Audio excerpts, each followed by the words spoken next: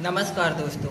आज हम बात करेंगे related to guard high school का इंग्लिश का जो फर्स्ट चैप्टर है प्रोज का, उसके बारे में संक्षेप में उसकी स्टोरी हम बात करेंगे। ठीक है। रिलेटेड टू गार्ड जो चैप्टर है वो है भगवान के नाम एक पत्र, और इसके राइटर है जीएल प्यूंटेस।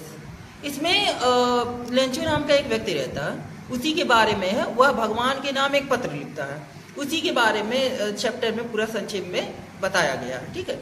तो होता क्या है, इस चैप्टर में स्टार्ट ऐसे होता है कि एक घर रहता है जो पहाड़ी के ऊपर हिल पे रहता है। हिल मतलब होता है पहाड़ी, उसके ऊपर एक अकेले ही लोनली मतलब होता है अकेला एक घर वहाँ पे रहता है।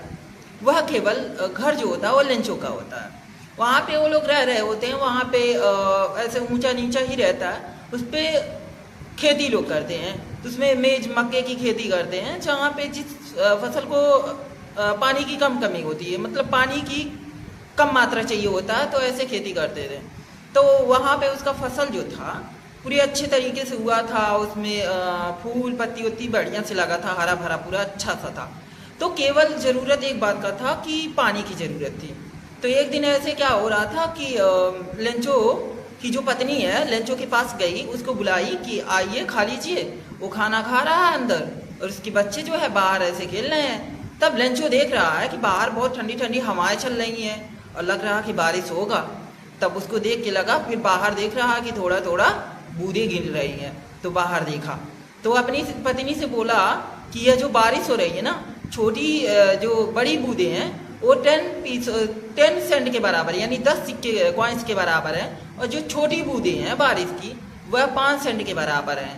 ये सिक्के 5 सेंट के बराबर हैं जो छोटी बूंदें हैं। इस तरीके से वह कहता है, और बच्चे जाके बाहर खेलते हैं और वो खाना खाने लगता है।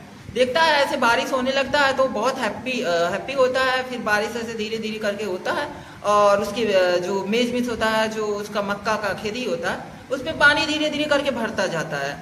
एक समय आता है कि पानी मतलब ठीक ठाक मात्रा में हो जाता है, तो हैप्पी होता है। पर ऐसे बारिश होते हुए देखते देखते बारिश बहुत तेजी से होने लगता है, और वह बारिश हवाओं के साथ होने लगता है। फिर ओले गिरने लगते हैं। ओले गिरने के बाद से पानी और तेज हो जाता है। तो ये कहता है कि सिल्वर कॉइन्स है, ये जो बड़ी बड़ी बूंदें गिर रही हैं सिल्वर कॉइन्स है।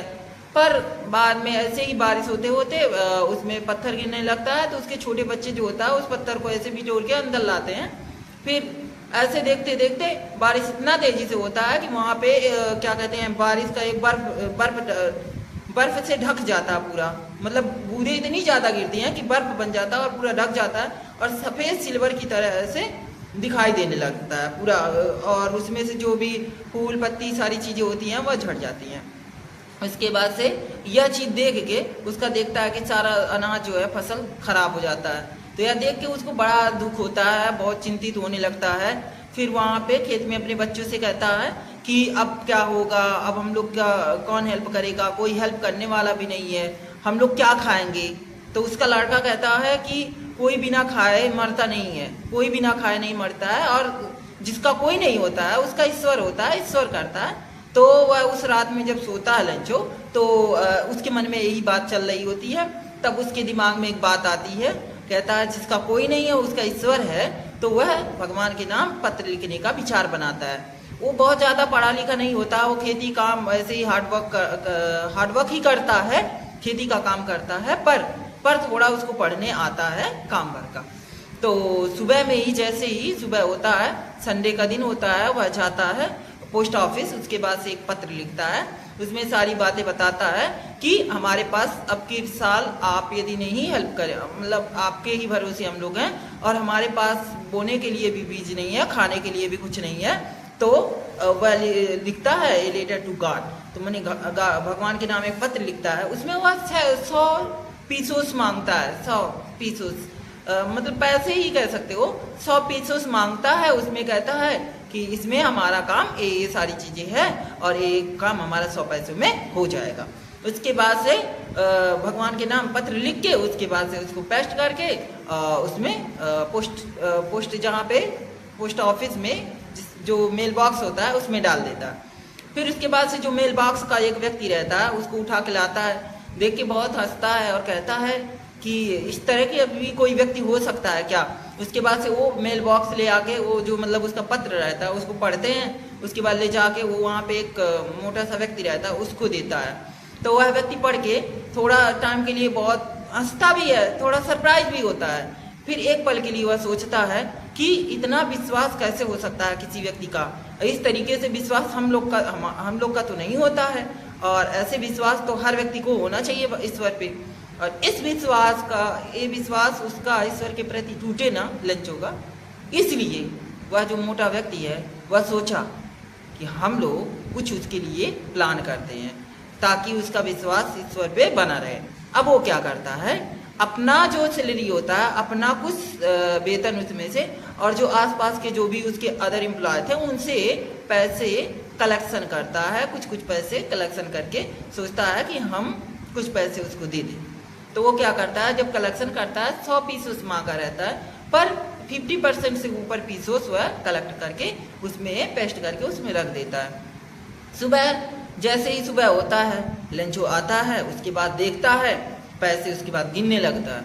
वो पैसे जब देखता है तो उसको बिल्कुल भी सरप्राइज नहीं होता है।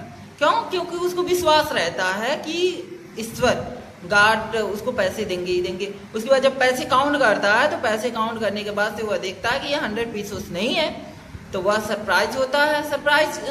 सरप्राइज तो नहीं होता है। फिर सोचता है कि ईश्वर से तो गलती नहीं हो सकता है, यदि हम मुझसे 100 पीसोस मांगे थे तो 100 पीसोस ही ईश्वर दिया होगा। यहाँ के जो लोग हैं पोस्ट ऑफिस के जो एम्प्लॉय हैं, जो यहाँ के व्यक्ति हैं, इन्हीं लोग का ये काम है कि इसमें से कुछ पैसे ये चुरा लिए हैं, इन्हीं लोग का काम है। फिर वो फिर दोबारा से क्या करता है, एक दूसरा लेटर लेता है, लेटर में फिर से लिखता है ईश्वर के नाम एक पत्र।